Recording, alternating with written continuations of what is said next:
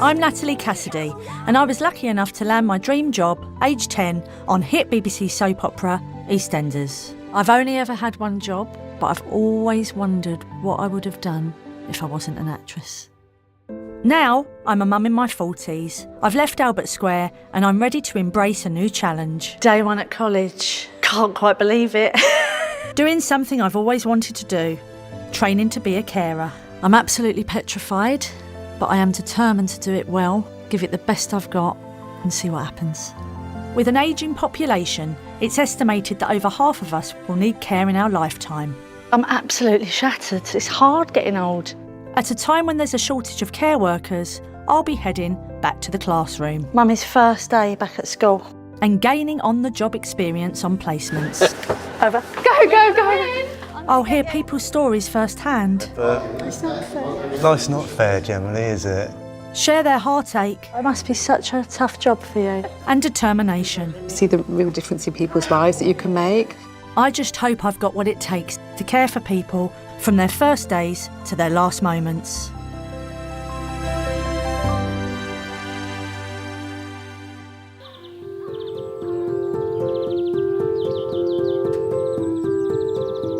The first few weeks of college, I've sort of put the homework to one side. But there's a lot to do. I think because I haven't learnt for such a long time, I don't know if I'm doing it right. But now I feel I am putting it off. And I think the reason I'm doing that is because I am scared of failure. But I just need to put my big girl pants on and get on with it. Eliza? Yeah? Can I ask you something? Yeah. What I've realised is I haven't always got my laptop out. Yeah. And I always use my phone for everything. You sit here. I need you to put the team on my phone. Oh, fine. I have given Eliza a hard time in the past about homework, but oh, how the tables have turned. Now I'm like, Eliza, can you help me? So this is your assignment? Yes, I know that. So when your teacher puts a new assignment on, it pops up here. She's been revelling in the fact that I have homework to do, that I've been putting off. This is what I mean. It's really made me think about how I treat Eliza at home, and it has changed family life, which I never thought it would. But the way I respect Eliza... You can make folders. Doing it myself has really made me realise how hard she works, and sometimes you shouldn't give them too much of a hard time. And I think before doing this college course, I did give her a hard time. Today the course is looking at the brain, starting with the teenage years, the exact stage of all my classmates. So we are going to be looking at teenage mental health today. Have a go at writing a definition for mental health. According to the World Health Organisation, 1 in 7 10 to 19-year-olds experiences a mental health condition. I would say it's the emotional well-being of the mind. Anxiety is the most commonly reported issue among teenagers and older children. So we said mental health is something that everyone has. Okay, lovely. Sometimes there is a misconception that mental health is poor mental health and mental health conditions, which isn't the case. It's difficult to say what causes mental health problems, but we can think about different factors that influence our mental health. Panic with financial issues. Panic about financial issues. We do know from research people who are struggling with their financial situations are much more likely to have poor mental health. Layla? Social media. Yeah, definitely. People live their life through pictures now, don't they? Yeah. What impact do you think that has, though? Not a good one. You know, I'm a teenager myself and I've seen firsthand how social media and online has a massive, massive impact. Have you ever had a really crappy day and taken a picture and put it on social media? Probably not, but we've all had a great day and we thought, oh, I'm going to show the world that. So what is the difficulty of us doing that, particularly on young people? Sets expectations. Like your life needs to be perfect and you can't have any issues. Yeah, because we're only seeing a fraction of their lives and the impact of that can be really detrimental. Olivia? Bullying, yeah. There is evidence that people who experience bullying are much more likely to experience mental health difficulties. Cyberbullying is scary. During lockdown, I had a social media page where I would post videos of myself and just about celebrities and stuff, what was going on in the world. and I love doing it. Lots of people started to share their opinions about what I was making, even to the point that I had a hate page made about me, for me to eventually find out that it was actually someone at school, but they decided to hide behind a screen and continuously make accounts to tell me they didn't like me or they didn't like my content. You don't know how many people out there genuinely believe what this person's saying. It has definitely had an effect on me where I don't create as much creative videos anymore, and it took away that hobby of mine. Being a mum of a girl only a couple of years younger than you, I think it is harder for you because, for instance, in my generation, I know what it was like to not have that. It was introduced at a much older age, so my brain was fully developed. I don't know what that must feel like for you. So that's a really good point that Natalie's picked up on, is our brain development. So at what age does our brain fully develop? Science is going to be different for different people, but the age the majority of you are today, your brains are not fully developed. And yet you have to see information that isn't always true and make your own decisions and life choices based on that information.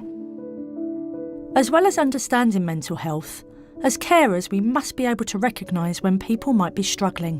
What would indicate that somebody is struggling with their mental health? Poor hygiene. Yep. Personality change, mood changes, weight gain, weight loss. Could one be like marks or Yeah. bruises? Yeah. Yeah, the amount of people who are using self-harm as a way of coping with the difficulties that they're experiencing has increased, particularly with younger people. So definitely as a practitioner, you're going to be looking out for indications of that.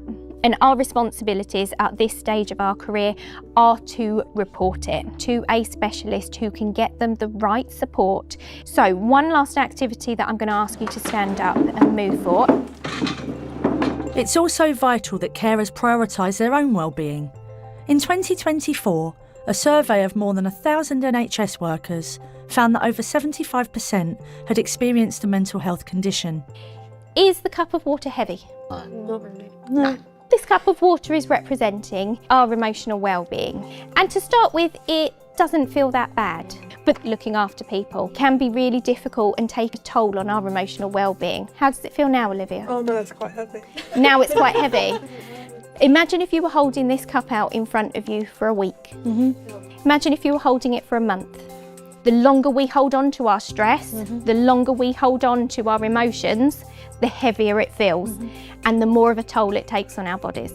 I just thought that was a fantastic analogy. You can have all these problems and it may just seem like a little tiny bit a day, but if you don't share and you don't offload, that becomes really, really heavy and you just won't be able to deal with it anymore.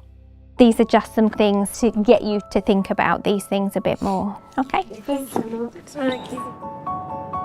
It really makes me think about the carers and how they look after themselves. I think we all think self-care is a treat when it's a necessity. And this course is really helping me think I'm going to have half an hour. Self-care is very, very important. It's been a really, really eye-opening day because I'm sat talking about teenagers and I have one at home. So Eliza's been in my head constantly and I already really worry about her, but it does bring it all to the forefront. I had a lovely day today at the college. Did you? Yeah, it was really What did you do? interesting. It was all about teenage mental health. Oh, that's really good. It was really good. You haven't had any, unless you've hidden it from me, just Any what? sort of trouble when it comes to social media? Never had any trouble with it. No, you are a good girl, but you know that I worry. Yeah, I know you do, but you've got nothing to worry about. Oh, you say that. I mean, when I was your age, probably a bit younger than you, I remember a review in Yeah. a paper and someone called me a beached whale. You may laugh now. No, but it wasn't very nice. I was 12, 13, Terrible. and a grown man called That's me. awful. Yeah, that has always stuck with me. As much as I've got very thick skin, I know that affected me because I've never forgotten it. Auntie Linny phoned up the paper. Did She she? spoke to the editor.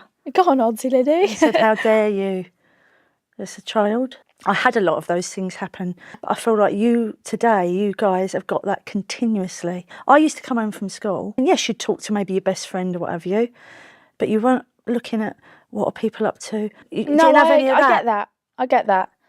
So I Yeah. feel like you have got it harder.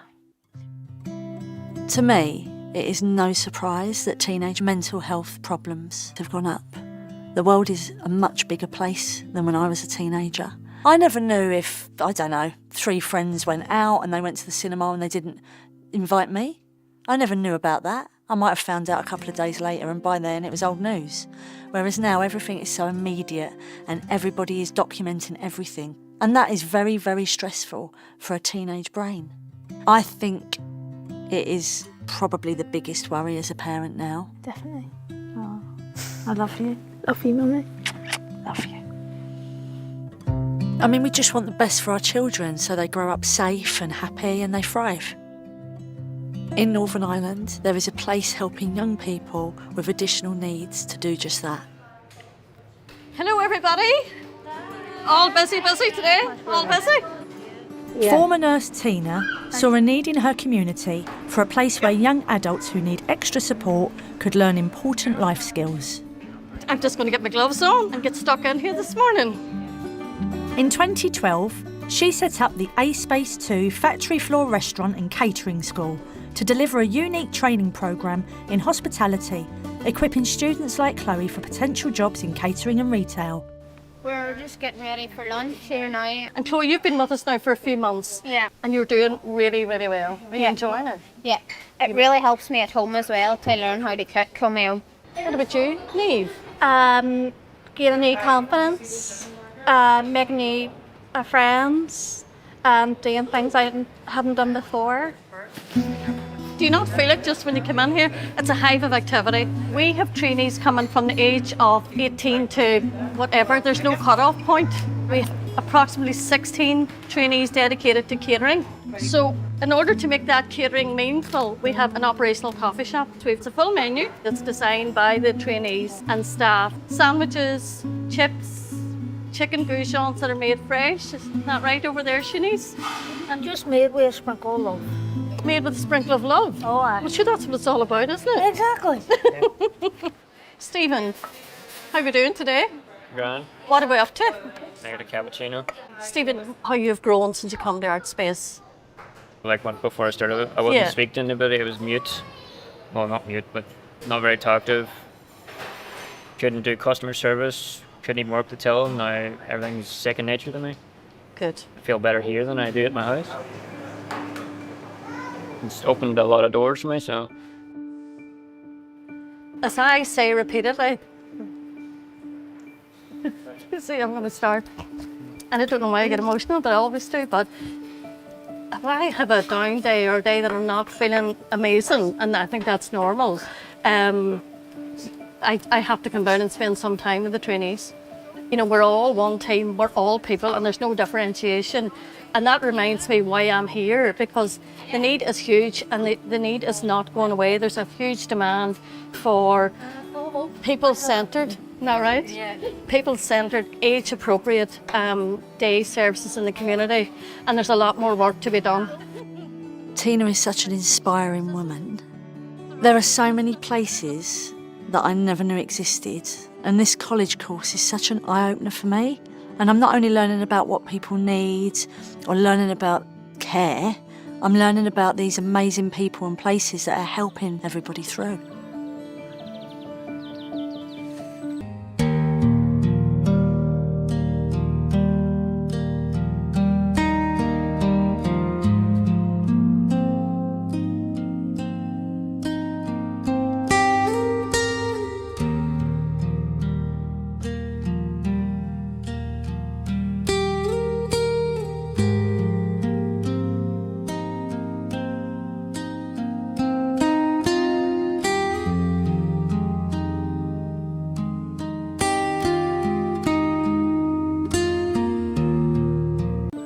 So I'm feeling very proud of myself this morning because last night I sat down, got my books out, opened the laptop, and I actually did some work. And it was brilliant. You know, once you get going, I was there for a good few hours and learning about mental health and well-being and looking after yourself and all those things at the moment. I just thought not opening the laptop and just ignoring it is not good for my mental health at all. So today we are carrying on with the brain, and this is all about neurodiversity, and it's a subject I don't really know a lot about, and I'm really looking forward to getting stuck in actually.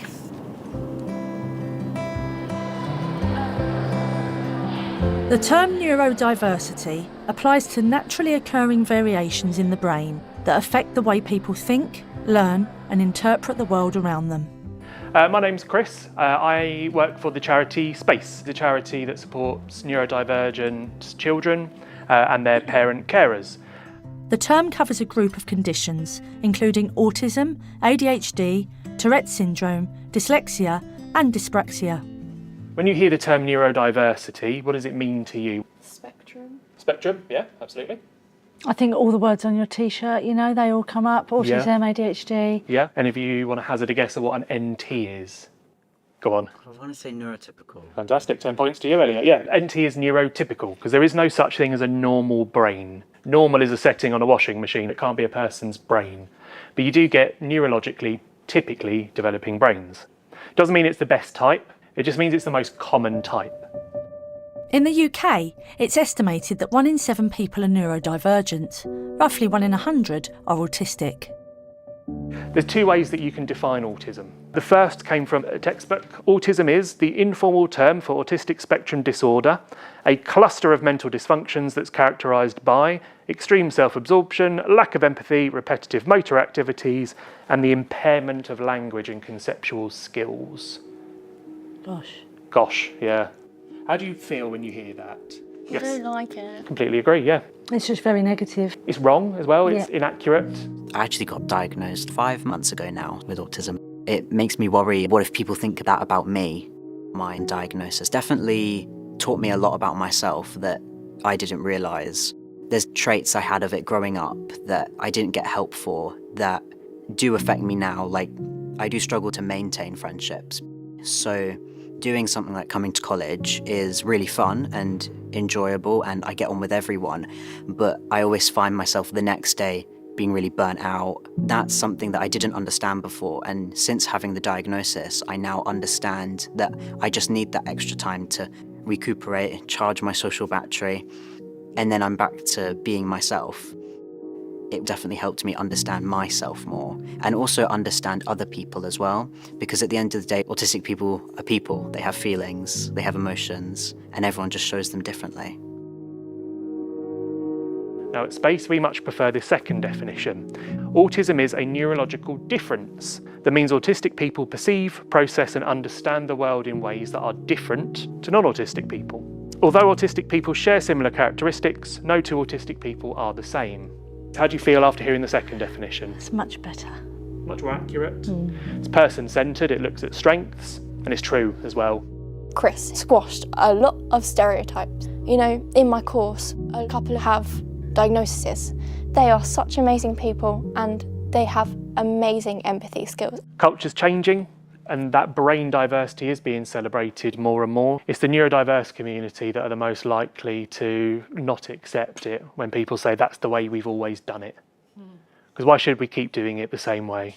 And that contributes to a progressive society, and that's certainly one that I want to be a part of. There are around 700,000 autistic people in the UK. Around 70% may experience mental health problems in their lifetime, so getting the correct diagnosis and support is crucial to their well-being. The waiting list in Hertfordshire at the moment for a diagnosis of autism is somewhere in the region of 2 to 3 years in some places. And if you think about small children, that's a really long time. Children with neurodiverse conditions often have a different way of processing the world around them. Sensory differences. So if you're oversensitive to your sense of sight, things like overhead lighting might be like looking at the sun. So for some people, every day can feel like going to the big supermarket on a Saturday afternoon when it's really busy. People everywhere, your personal space, the music, the light, it can be really hard to process that for some people. Whatever job you get within the care system, you are going to come across neurodivergent children and adults. So learning about it is a must. Thank you ever so much for spending your afternoon with me. It's been a pleasure. Thank you so much. For even a simple situation like breaking a bone, to go into an X-ray room, someone touching your arm, manoeuvring you around. That is going to make a neurodivergent person feel very panicked. So I found it really beneficial. So I'm really excited about my placement today because I'm going to meet Chris again, who I met in college from the charity space. And I'm going to be with neurodiverse children and their families at an allotment. So I'm not sure what to expect. I'm a little bit nervous about using the right language, so I really want to think about what I learned in class and take that with me. But yeah, really excited. I absolutely love placements. It's all very well sitting in a classroom and listening to someone talk about it, but when you are out in the environment and you're watching the care happen and you're watching the effect it has, that's where you learn. I've come to the charity's headquarters in Hertfordshire. Hi, Nat. How are you doing? Hi, how are you? Yeah, I'm very well, thank you. Nice to see you again. Where they offer a wide range of activities, events and services that support neurodivergent children and their parents or carers. So you're going to be shadowing Mel today. Okay, great. Welcome. So what brought you to space? So I've got 3 children, yeah. And they're all autistic. So I really wanted to kind of learn more about what was going on for them and how I could support them. Of course. So obviously learning and starting to get involved with it, starting to build my confidence was when I then asked to volunteer with Space. I kind of felt that I was ready to give back some of the things that I'd learned, and I wanted also other people to share from my experience so they didn't have the same kind of journey. Maybe I might make it a little bit better. For today's activity, the team are heading out to their allotment. We're going to be painting the crates down there, so that's the activity that we're going to be doing with the young people. A sensory-focused space where young people and families can enjoy fresh air. It's a nice day. It is a nice day. It's really nice. As well as learn responsibility, patience and reduce anxiety in a calming outdoor environment. There's 5 coming along today, and it's a chance for people to bring their children. They can have a cuppa. Yeah, of course. And the children have a little play. And I suppose that, just parents feel comfortable because they're in the same boat. Yeah. You're not going to a soft play where you might get a really ridiculous, not being horrible, but you do get judgmental people. We've all had those experiences.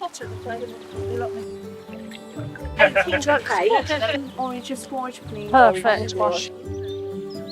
These hands-on sessions are designed to support the well-being of both the neurodivergent children and their families. I'm redundant. Right to pick up on that little bit there. Oh. Do you need me to call you an ambulance? No. Okay, we're all good then. Lovely. You can't make you sound like my friend. Winding you up, aren't I?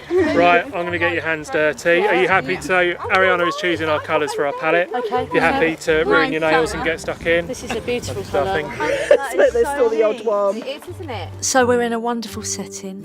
Immediately your shoulders drop. It's calm. You're within nature. This place is a chance for their families to come along and do something that makes them feel really good. Is there something I can do to help you girls? You can do. What could I do? You can do that bit. What colour would you like it? Red. Do you mind if I help you? Yeah. I just kept looking at these families. We take so much for granted. Some of the children have had really difficult times with school, education especially, making friendships. And you can tell how important and how crucial that allotment is for everybody there. It was quite breathtaking. And I heard you two became friends because you've got the same name. Yeah. Is that right? That's cool, isn't it? Yeah. How old are you? I'm 11, turning 12 in 2 days. Okay. Oh wow! Happy birthday! Oh my God. Something I really picked up on is it wasn't just the children who really loved going to the allotment. It was their parents, their families. There you go. Right, that's my contribution. I'm going to have a cup of tea with the mums. Lovely. So when you talk about the support that we've received from discovery to diagnosis, do you feel like you've all gone on a similar journey? I think probably what unites everyone is that at some point there's been a battle. Yes. A really big battle. Yeah. There's no book that you can read to tell you how to do it. It's, you have to, fight and find out as much information as you can. I think often it's little things like you go to all the kind of things that you do with a baby and you realise for some reason it's not working. Yeah. Like, why is she running around the room and crying and throwing the instruments and why is she so upset? And all these other children seem like they're really enjoying it, and am I missing something here? And then the first time I went to Space, Lana was immediately so happy there. It was the first place where I felt like everybody understood. And they made me a cup of tea and I cried and they said, this is completely normal. Everybody cries. Everybody cries. So yeah. It just made me think about all of these unpaid carers again. Yes, they're parents and they love their children, but they didn't sign up to become professionals. And they find themselves right in the middle of it, loving their children, fighting for their children, but they're carers. Well, also, as the kids get older, the activities decrease. I mean, she's 15 now. The activities that she would want to do would be with kids sort of 5, 6, and there's nothing available. You know when you're booking your appointments for school consultations, you're literally there pressing refresh. It's like that for booking when the Space stuff goes out, because it literally sells out like that. Sitting in that allotment, sharing a cup of tea with those parents, made me realise it's so important for neurodivergent families to be able to share their problems. You know, the weight of what they have to deal with every single day, they can't carry on their own. I honestly used to dread the summer holidays. Yeah. It is you all the time, so it's like constant for 6 weeks, so it's just existing. We've got about 5 minutes left. So finish up what you're doing and then we're going to come round and have a little snack and it'll be time to head home. 5 more minutes. And that's gone quick, isn't it? Well, I've absolutely loved today. Thank you so much for having me. Oh, that's so nice to hear. I really mean it. It's just really opened my eyes. Fantastic. You know? From being with you in the classroom to then coming out here, meeting the 5 beautiful girls, women, talking to their mums and dads and just seeing how, just how hard their lives are. Struggling to fit somewhere. But whenever they come to you, they know they're happy and they just get a minute to breathe. And they said they just absolutely love it. That's exactly what we want to do. But it sounds like they still need more. They still need more clubs, more time, more things going on. So you've just got to get bigger, I'm afraid. Get grown. That's the plan, I said to Mel, you've just got to do more classes. Plan, yeah. We will. What advice would you give me if I'm working? What's really important is to make people feel comfortable and therefore they feel safe. Neurodivergence doesn't go away and it's an invisible disability. So just being patient and kind, could there be something else going on, and trying to understand why people do what they do. This has really made me take a step back. And I think I can take this forward in all my placements and whatever area of care I go into, is to just not judge straight away. Don't take everything at face value. Just have a little think. You don't know everybody's stories. I'm in ever such pain. What's going on? How's that? Feel very well supported, albeit a little bit strange. You've got these 2 lovebirds with all of their life in front of them, and that illness that Lisa has is only going to get worse. I get really upset with you. No, we're all good. It's okay. Wondering if care work is for you? The Open University unlocks how everyday life experiences could open the door to a fulfilling role. Scan the QR code on screen now or visit connect.open.ac.uk/Natalie Cassidy to discover more.